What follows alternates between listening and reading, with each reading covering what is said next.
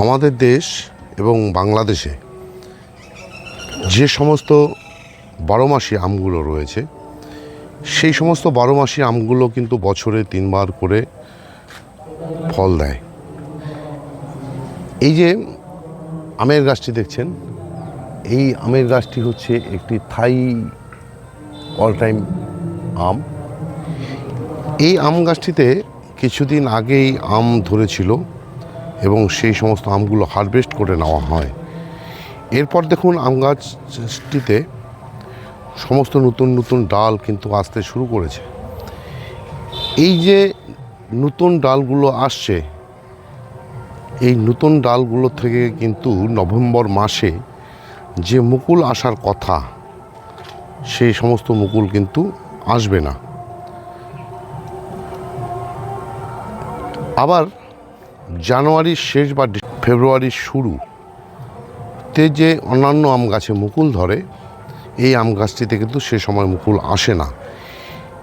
নভেম্বরের পর এই আম গাছটিতে মুকুল চলে আসে মার্চ এপ্রিল মাসে। তাই এই যে আম গাছটি দেখছেন, এই আম গাছটি কিন্তু রয়েছে একটি 12 ইঞ্চি গ্রো ব্যাগে।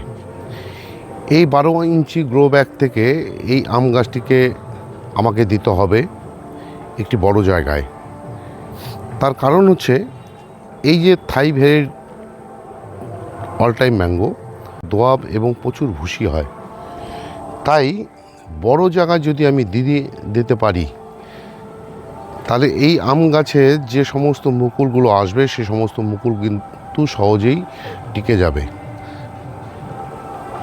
আর আজকের ভিডিওতে আমি দেখাবো এই যে থাই অল টাইম ম্যাঙ্গো, সেই আম গাছটিকে আমি কোন বড় জায়গাতে দিয়ে দিলাম এবং তার কি পরিচর্যা করব। নমস্কার, আমি দেবজ্যোতি, কুচবিহার থেকে। আর আপনারা দেখছেন রান্তুর ছাদ বাগান। প্রতিদিনের অভ্যাস মতো আজও চলে এসেছি আপনাদের সামনে একটি ভিডিও নিয়ে। সেই ভিডিও হচ্ছে যে সমস্ত আম গাছের নতুন পাতা চলে আসে, তাদের কিন্তু এই 2-4 মাসের মধ্যে কিন্তু মুকুল আসার কোনো সম্ভাবনা থাকে না। এই নিয়ে গত 2-3 দিন আগেই আমি একটি ভিডিও দিয়েছিলাম। সেই ভিডিওতে দেখিয়েছিলাম কোন গাছগুলোতে আম আসবে জানুয়ারির শেষ এবং ফেব্রুয়ারিতে, আর কোন আম গাছের মুকুল আসবে না। যেই আম গাছের মুকুল আসবে না সে সমস্ত আম গাছগুলোকে কী করতে হয় সেই ভিডিওতে বলা ছিল, এবং যে আম গাছগুলোতে মুকুল আসবে তার কি পরিচর্যা করতে হবে তার উপরে ছিল সেই ভিডিওটি। আমি আম গাছটিকে রিপোর্ট করার জন্য যে গ্রো ব্যাগটি ব্যবহার করেছি দেখুন, সেটা হচ্ছে এই গ্রো ব্যাগ, একটি 18 ইঞ্চি গ্রো ব্যাগ, অনেকটাই বড়। সঙ্গে নিয়েছি আম গাছের যে মিক্স খাবার, যেটা কিনা আমার বানানো, এবং নিয়েছি একটি মাটি, যেই মাটিতে 80% গার্ডেন সয়েল এবং 20% রয়েছে কম্পোস্ট।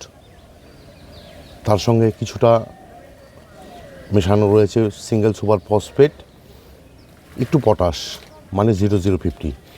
এই দিয়েই কিন্তু আজকে আমি এই গাছটিকে রিপোর্ট করব। তাহলে আমি রিপোর্ট করে আপনাদের সামনে ফিরে আসছি। তার আগে এই যে গ্রো ব্যাগ থেকে গাছটিকে বের করে নেব, সেই গ্রো ব্যাগ থেকে বের করে দেখাতে গেলে ভিডিওটি অনেক বড় হয়ে যাবে। দেখুন, আমি 12 ইঞ্চি যে গ্রো ব্যাগ ছিল সে গ্রো ব্যাগের থেকে গাছটিকে বের করে নিয়েছি। এই যে দেখুন রুটগুলো, আর এই যে দেখুন আমি গ্রো ব্যাগটির মধ্যে মাটি ভর্তি করে দিয়েছি, প্রায় অর্ধেকের কাছাকাছি, অর্ধেকের থেকে একটু কম, যেহেতু বেশ বড় গ্রো ব্যাগ, 18 ইঞ্চি গ্রো ব্যাগ। এই মাটির সঙ্গে আমার যে বানানো মিক্স খাবার, সেটা কিন্তু আমি মোটামুটি 200 গ্রামের মতন দিয়ে মাটিতে মিক্স করে দিয়েছি। এই খাবার আপাতত চলে যাবে। এরপরে এই গাছটির ক্ষেত্রে নভেম্বর মাসে আমি আরেকবার খাবার দেব, তবে তুলনামূলক আজকে যা ব্যবহার করলাম তার থেকে অনেকটাই কম। দেখুন আমি গাছটিকে একদম মিডিল বরাবর করে বসিয়ে নিয়েছি। এতে কি হয়েছে, এই সাইডটাতে দেখে মনে হচ্ছে মাটি বেশি চাপানো, কিন্তু না, গাছটি দেখুন আপনারা একদম গ্রো ব্যাগটির বিচার করলে একদম মিডিল বরাবর গাছটি কিন্তু রয়ে গেছে। এবার আমি মাটি দিয়ে ভর্তি করে দেব এই গ্রো ব্যাগটিকে, তারপর কিছুটা আবার মিক্স খাবার দিয়ে গাছটিতে ভরপুর করে জল দিয়ে দেব।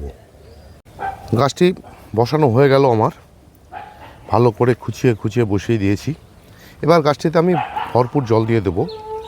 এরই মাঝে দু একটি কথা আম গাছের ক্ষেত্রে বলে রাখি, বিশেষ করে 12 মাসি যে সমস্ত আম গাছগুলো, সেই আম গাছগুলোতে পর্যায়ক্রমে যেহেতু মুকুল আসতেই থাকে, এই নতুন ডালগুলোতে মুকুল না এলেও নভেম্বরে হয়তো এই যে পুরনো ডালগুলো রয়েছে সে সময় এই পুরনো ডালগুলোতে কিন্তু মুকুল আসলেও আসতে পারে। তবে ফেব্রুয়ারি, মার্চ বা এপ্রিলে যে মুকুলগুলো আসে, অনেকে কি করেন সে সমস্ত মুকুলগুলো নিতে চান না। তার কারণ সে সময় এমনিতেই অন্যান্য আম গাছগুলো থেকে আমরা প্রচুর পরিমাণে আম পাই, তাই অল টাইম গাছের ক্ষেত্রে সে সময় মুকুল নিয়ে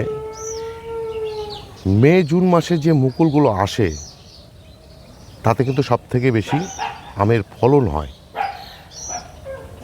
ফেব্রুয়ারি মার্চ মাসের যে মুকুলগুলো আসে তার থেকে যদি আমরা আম নিয়ে নেই, তাহলে মে জুন মাসের যে মুকুলগুলো আসবে তাতে কিন্তু বেশি আম হবে না।